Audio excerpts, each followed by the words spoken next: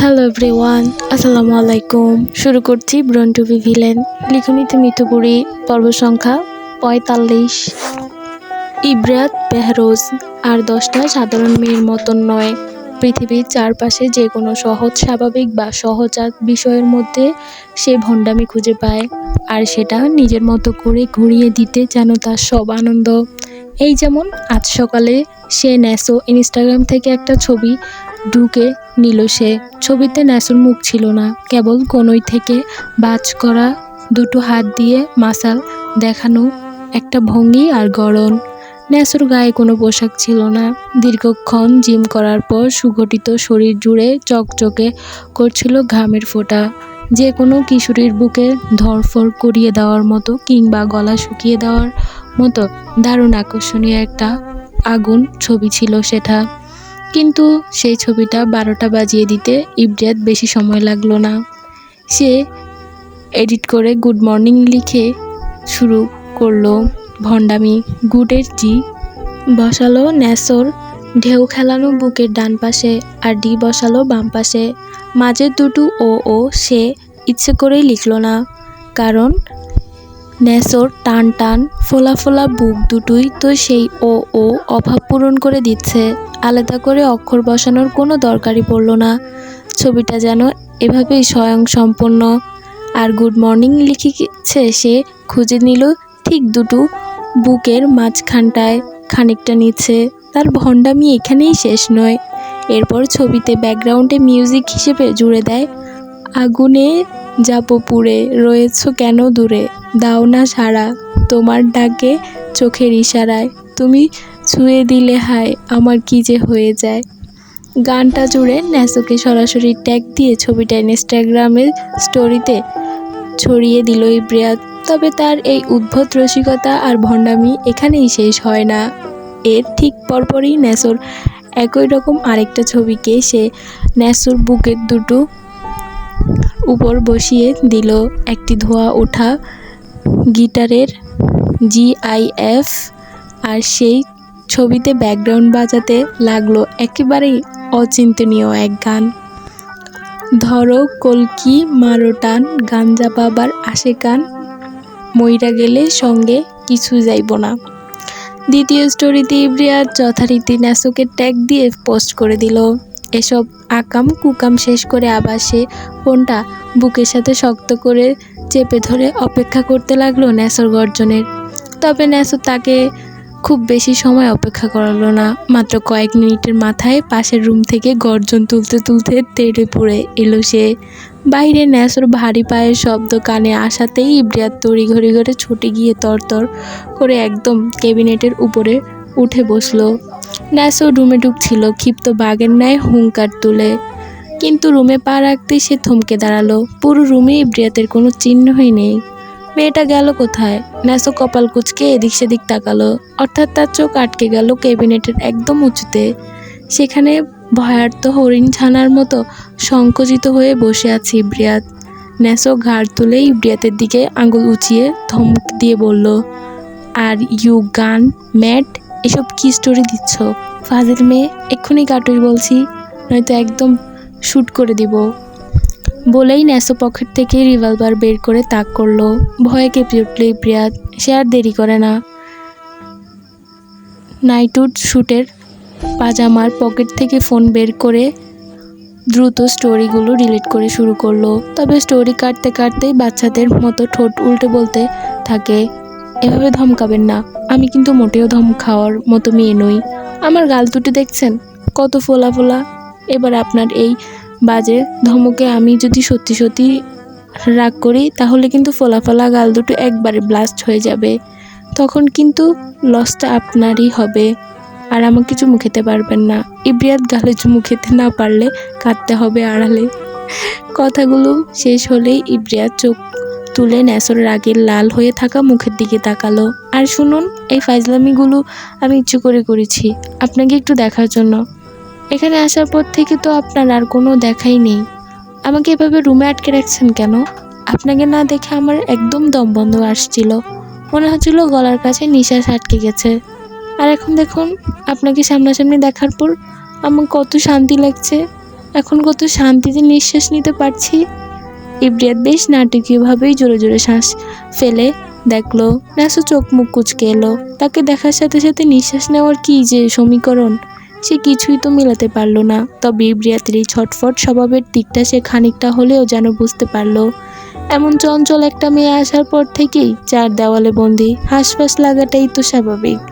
ন্যাসোর শক্ত চিবুকে এখন আর কোনো রাগের ছাপ নেই। সে বেশ শান্ত গলায় বলল, তোমার মতো একটা ইনোসেন্ট সোলের জন্য এই ম্যানশনটা নরক।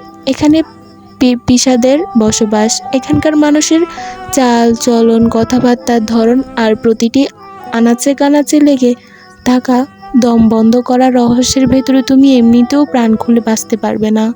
এখানকার কেউ ভালো না, আই রিপিট, কেউ না। সবাই ছলনার এক্সপার্ট। এখানে সৌজন্যতা নয়, নৃশংসতা শোভা পায়, যা সহ্য করা তোমার পক্ষে অসম্ভব। তাই তোমার এই রুমটা সবচেয়ে সেফ। বুঝতে পেরেছো লিটল গার্ল? এবার নেমে আসো। সরি, মেয়েটকে দিয়ে খাবার পাঠাচ্ছি, খেয়ে নাও। নাসো এই শান্ত অথচ গম্ভীর কথাগুলো ভেতরে ইব্রিয়াত যেন এক সমুদ্র ভালোবাসা দেখতে পেল তাকে নিয়ে উপচে পড়া একটি আকাশ উৎকণ্ঠা। লোকটা যে তার সুরক্ষার ব্যাপারে কতটা সচেতন তা বুঝতে পেরে ইব্রিয়াত মোমের মতো গলে গেল। ভীষণ আহ্লাদি গলায় আবদার করে বসলো, কোলে করে নামান না প্লিজ। নাসো ভ্রু কুচকে পাল্টা প্রশ্ন করে, উপরে ওঠার সময় কি আমি তুলে দিয়েছিলাম? না। তাহলে কে তুলে দিয়েছিল? আমি নিজেই। তাহলে এবার নিজেই নেমে আসো। মুহূর্তে ইব্রিয়াত ছোট মনটা একদম শুকিয়ে একটুখানি হয়ে গেল।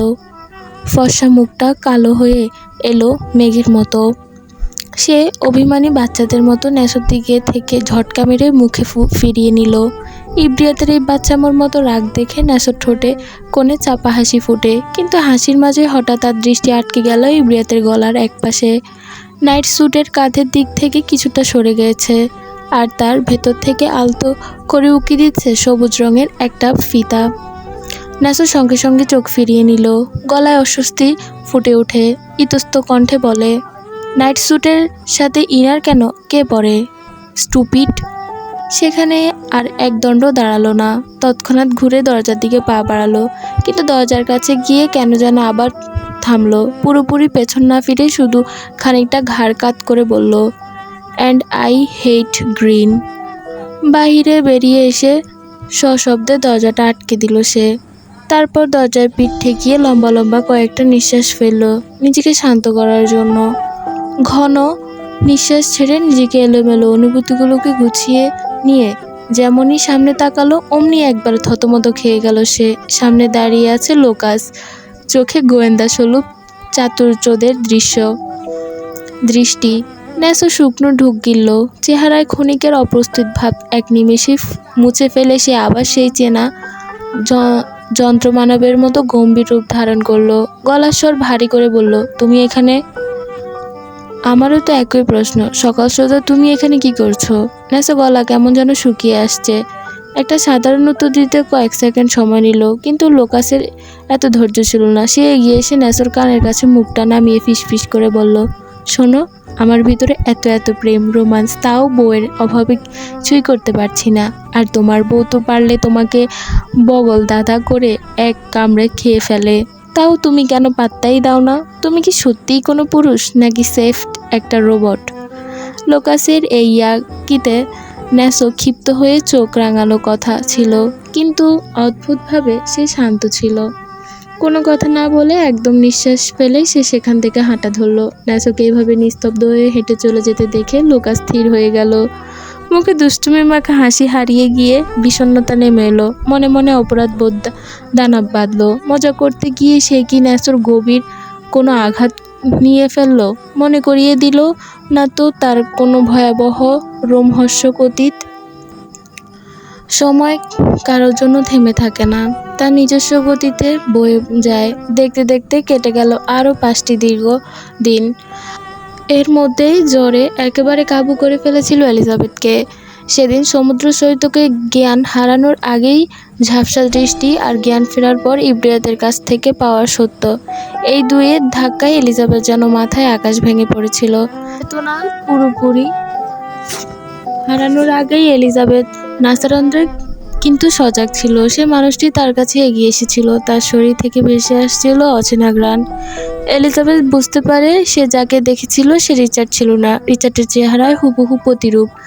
রিচার্ড তো ব্যবহার করে হেনরি জ্যাক্সের হাতে তৈরি বিশেষ কাস্টমাইজড বেস্ট কোপ পারফিউম, যা গোটা বিশ্বে কেবল তার জন্যই প্রস্তুত করা হয়।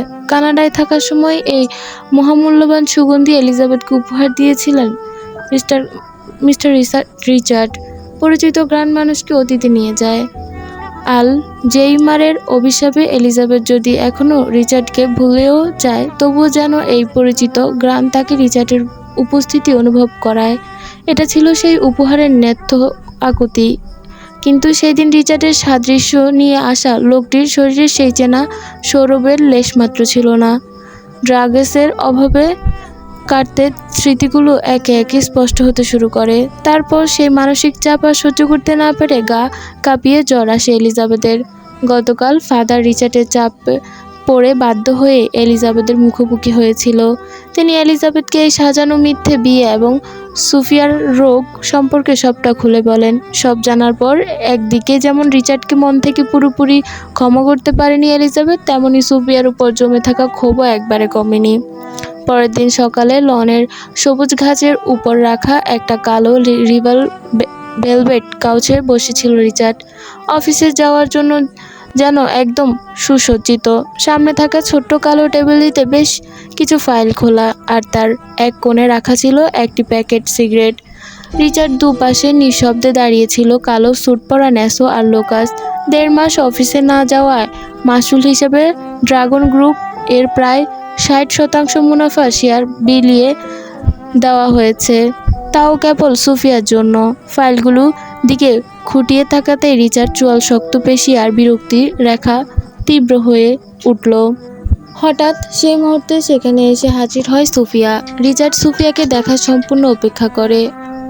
অনমনীয় রিচার্ডের মনোযোগ আকর্ষণ করতে ব্যর্থ হয় সুফিয়া।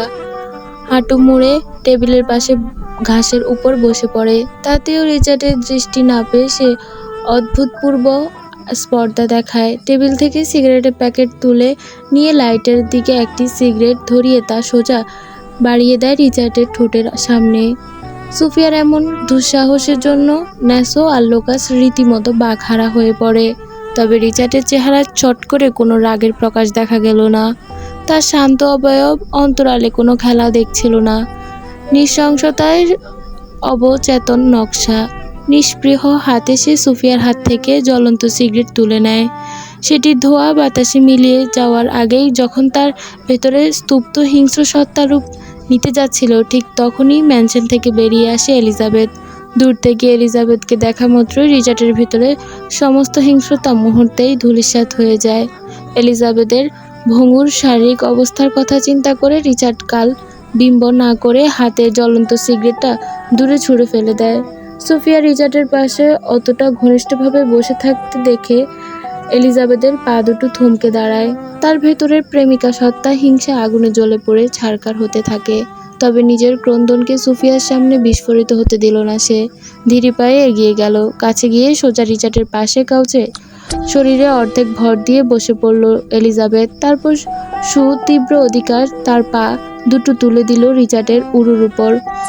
পুরোটা সময় সে সুফিয়ার দিকে একেবারের জন্য ফিরে তাকালো না, যেন মেয়েটা কোনো অস্তিত্বই নেই এখানে। সুফিয়া সচকিত হয়ে উঠে দাঁড়ালো। সে এক দৃষ্টিতে তাকিয়ে রইল এলিজাবেথের দিকে। এই রাশিয়ান রমণীর মনের ভেতরে রাজনীতি আর কৌশল বুঝতে এক মুহূর্ত সময় লাগলো না রিচার্ডের। তার ঠোঁটের কোণে খেলে গেল অদৃশ্য হাসি। সবার সামনেই সে এলিজাবেথের কোমল পায়ের পাতায় ঠোঁট ছোঁয়ালো। বিনিময়ে এলিজাবেথ সুফিয়ার গা জ্বলানোর জন্য লাজুক হাসি দিল, ঠিক যেন সদ্য বিবাহিত কোনো মিষ্টি বধূ।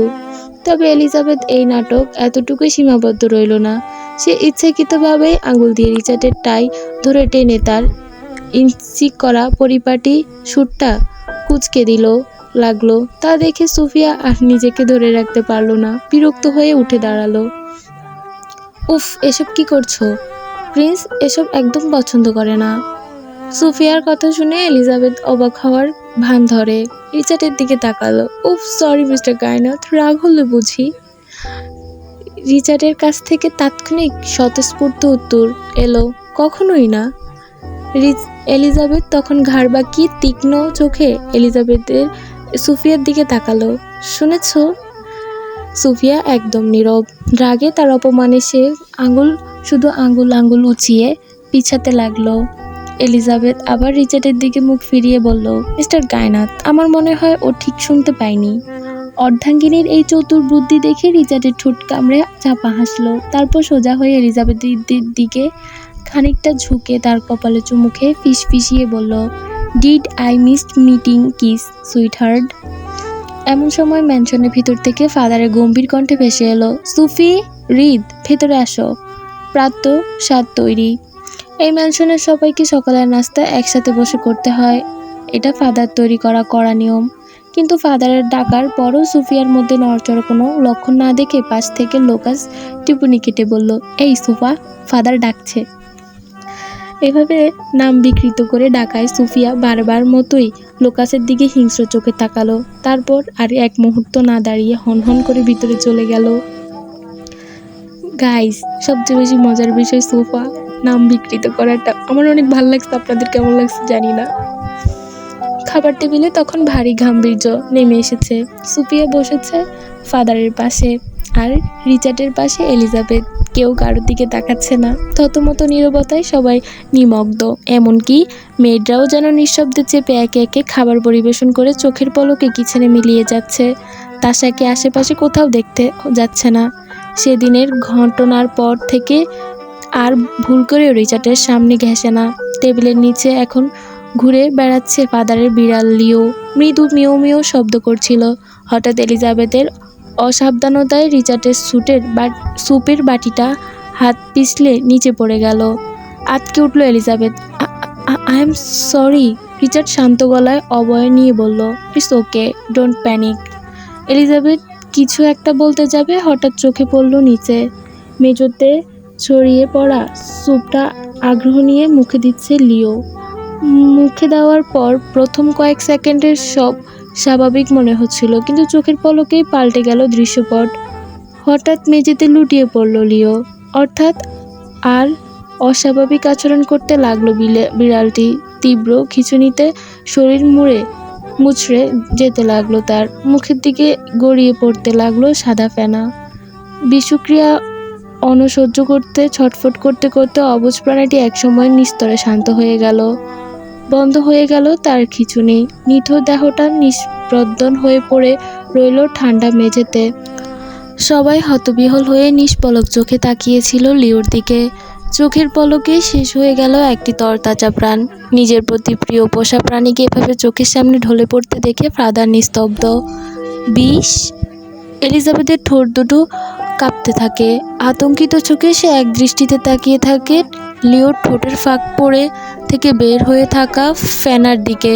এলিজাবেথ কাঁপা কণ্ঠে কথা শুনতে সবাই চমকে উঠে তার দিকে তাকালো। এলিজাবেথ ধীরে কেটে কাঁপা কাঁপা দৃষ্টিতে রিচার্ডের দিকে তাকালো। ওর কণ্ঠে ভাঙা কাচের মতো কেঁপে, সুপে বিষ ছিল? আপনাকে কেউ মারতে চাইছে মিস্টার কায়নাথ?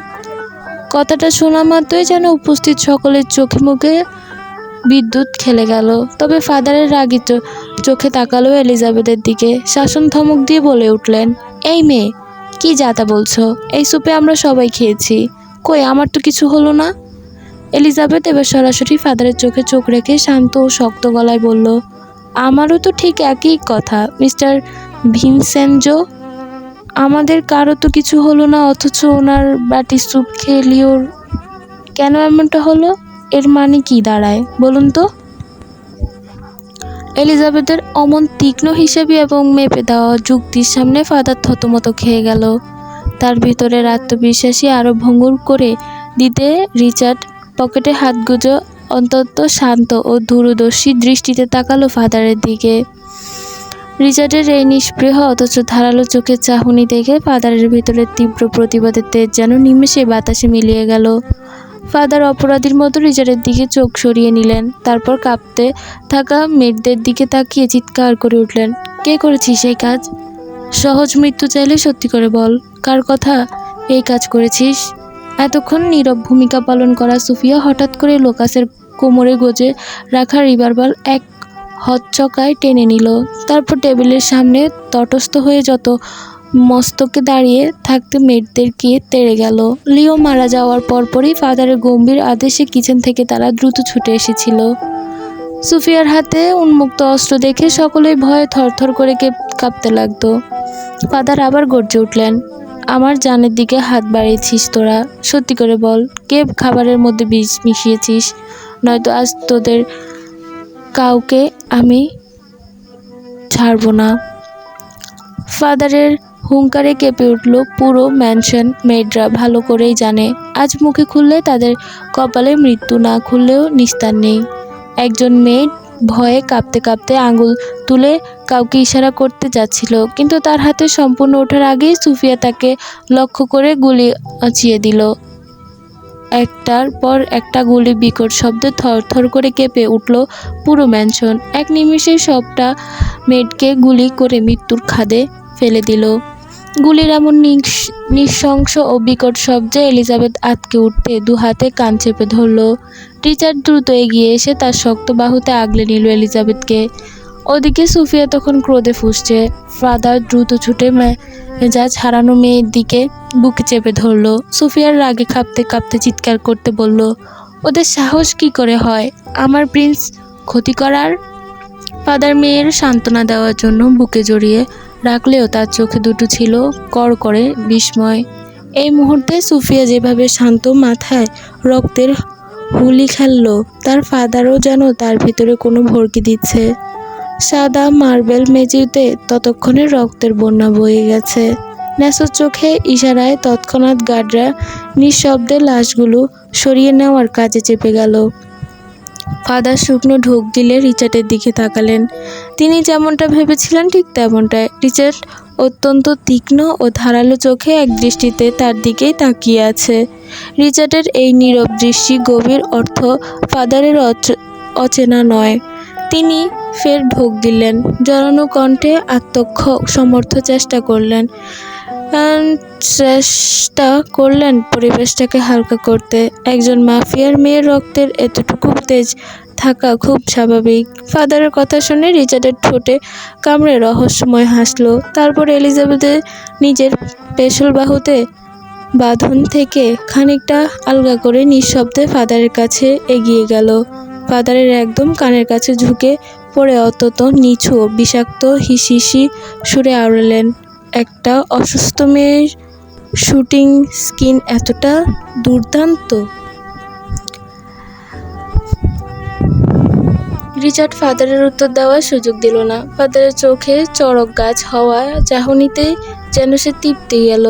গা জ্বালানো এক চতুর হাসি ফুটিয়ে এলিজাবেথের কাছে ফিরে গেল রিচার্ড।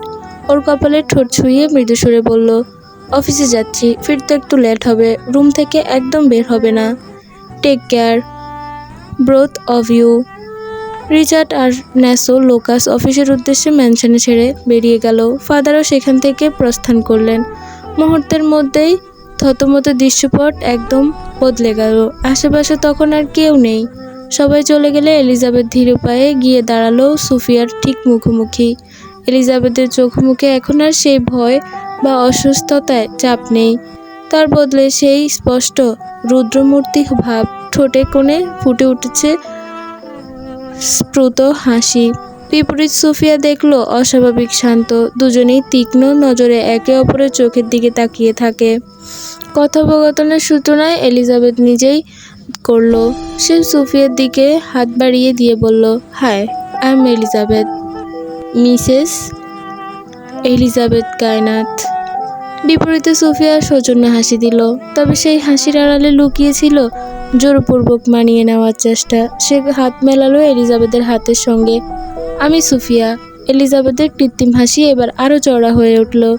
অত্যন্ত সূক্ষ্ম খোঁচা মেরে শুধালো, সার নেম? সুফিয়া থমকে গেল। খোঁচা ধরতে এক মুহূর্ত সময় লাগলো না। সে শুকনো ঢোক গিলে নিজেকে সামলে বলতে চাইল, সুফিয়া কায়নাথ।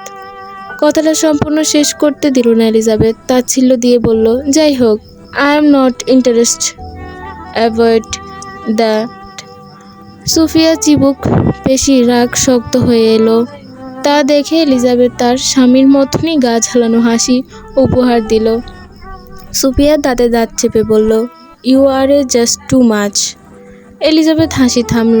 সে আর অত্যন্ত শান্ত ও হিমশীতল দৃষ্টি সুফিয়ার দিকে তাকালো। চোখে চোখ রেখে অকপটে স্পষ্ট গলায় জবাব দিল, হি লাভস ইট। এলিজাবেথের চোখে কপাক্ষ ছুড়ে দিয়ে বলল, ইউ আর এ টক্সিক। বাতাসে গতিতে এলিজাবেথ জবাব এলো, he is the attendants. You are a crazy, he can handle it. Elizabeth এখন অদম্য আর আত্মপনীয় জবাবে সুফিয়ার রাগ এবার চরমে সীমানায় পৌঁছে গেল। কণ্ঠস্বর ছড়িয়ে সে গর্জে উঠল, you are a psycho. Elizabeth আলতো হাসল। সুফিয়ার গলা চড়ানো আর শক্ত চুলে ম্যানশনের দুর্গ। He is a psycho ward. You are a speaking too much. Elizabeth হালকা হয়ে কাঁধ ঝাঁকিয়ে হাসল, হি লিসনেস। সুফিয়া এক পা এগিয়ে এসে এলিজাবেথের চোখের ভেতরে নিজেকে তীক্ষ্ণ দৃষ্টি পেতে দিতে দাঁতে দাঁত চেপে বলল, এই রাজ্য আমার বাবার, সুতরাং আমার সামনে একদম উঁচু গলায় কথা বলবে না। ওয়ার্নিং দিচ্ছি, একদমই না। এই সিংহাসন আমার। এলিজাবেথ চমকে হেসে আবার একদম কদম এগিয়ে এলো। সুফিয়ার চোখে চোখ রেখে উত্তর দিল তার ভাষার চেয়েও শক্তিশালী ভাষায়, তোমার বাবা রাজা হলে আমার স্বামী সম্রাট, আর আমি তার সম্রাঙ্গিনী, তাই আমার কথায় তেজ থাকাটা অস্বাভাবিক। রাজা আর সাম্রাজ্য পার্থক্য বোঝো তো? তুমি যদি সিংহাসনের দাবিদার হও, তবে আমি সেই সাম্রাজ্যের সম্রাজ্ঞিনী। সেই তার সম্রাজ্ঞিনীর জন্য এমন হাজারো রাজ্য নিঃস্বার্থে ত্যাগ করতে পারে। সুফিয়ার দৃষ্টি কঠিন হলো।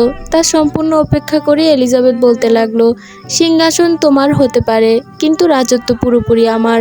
পুরো রাজ্য তোমার বাবার শাসনে থাকলেও সম্রাটকে শাসন করার অধিকার কিন্তু শুধুই আমার। হুশ, এভাবে আমাকে ভেঙে ফেলা যাবে না, কখনোই না। আমি ভেঙে গেলেও নতুন করে ইতিহাস গড়তে পারি। আমি গেম চেঞ্জার। পাশার গুটি কখনো কোনো দিন উল্টে যাবে, তা কে জানে। এলিজাবেথ বাঁকা শব্দ হাসি দিল। তুমি যদি গেম চেঞ্জার হও, তবে আমি সেই গেমের ক্রিয়েটর। তুমি ইতিহাস হলে আমি সেই ইতিহাস বদলে দিতে প্রস্তুত।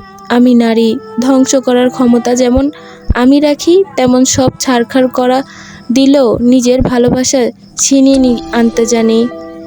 সে আমার ছিল, আমারই থাকবে।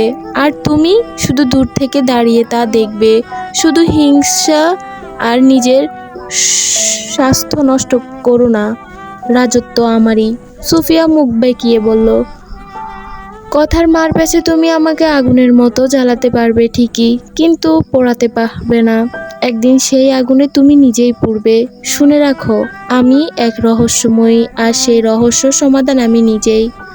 আগুনটা তো তুমি জ্বালিয়েছ, তাই এই আগুন আমি পুড়লে তোমাকে সঙ্গে নিয়েই পুড়ব। এই খেলায় হারলে মরব, আর জিতলে রানী হয়ে রাজার রাজত্ব করব, তাও তোমার চোখের সামনেই। সুফিয়া হঠাৎ করে থেমে গিয়ে রহস্যময় হাসল। যদি রাজাই না থাকে? এলিজাবেথ থমকে গেল। মানে? রাজার রাজত্বে যদি রাজাই না থাকে, তখন কোথা থেকে এই সিংহাসনে আর কোথায় থাকবে তোমার রানী? এলিজাবেথ বুকের ভেতরটা একটা অজানা শঙ্কা চাড়াক দিয়ে উঠল। তার অসুস্থতায় বাড়ল। সুফিয়া চলে যেতে চাইলে সে পেছন থেকে সুফিয়ার হাত খামচে ধরল। কি বোঝাতে চাইছো তুমি? সুফিয়ার ঠোঁট কামড়ে বিষাক্ত হুঁশ রহস্য জ্বলে ফেলে হিসিয়ে বলল, B A beach, never a বেচারি। হি is the main culprit. He is A not hero, he is A villain. Elizabeth বিব্রত আর সংহাসনে সাগরে ভাসিয়ে দিয়ে সুফিয়া শীষ বাজাতে বাজাতে সেখান থেকে চলে গেল। এলিজাবেথ নিস্পন্দন ও স্তব্ধ হয়ে দাঁড়িয়ে রইল। মেয়েটার শেষ কথাগুলো তার মাথার ভেতরে ঘূর্ণিঝড়ের মতনই পাক খেতে লাগলো। রিচার্ড আসলই কালপিট। মানেটা কি? ধন্যবাদ সবাইকে।